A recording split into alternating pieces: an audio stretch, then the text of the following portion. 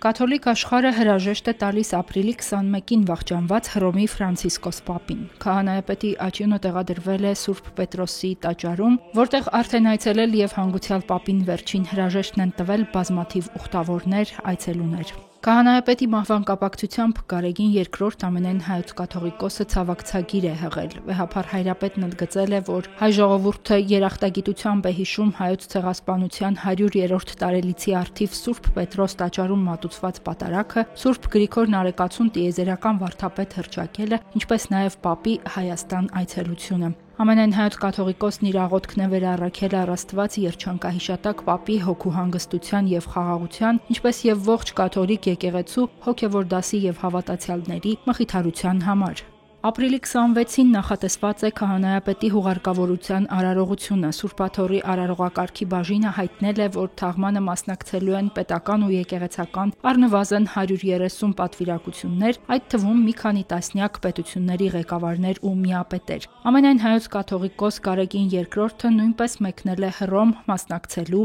կաթոլիկ հովվապետի թաղման արարողությանը։ Նախօրեին ծրագրված է փակել Սուրբ Պետրոսի տաճարի դռները։ Մի քանի անգամ արդեն տաճարը փակելու եւ քահանայապետի մարմինը հուղարկավորության նախապատրաստելու կարգը հետաձգվել է, քանի որ չափազանց շատ մարդ է ժամանել Հռոմ Պապին հրաժեշտ տալու համար։ Ֆրանցիսկոս Պապը իր կտակի համաձայն հուղարկավորվելու է Սանտա Մարիա Մաջորե քահանայապետական տաճարում։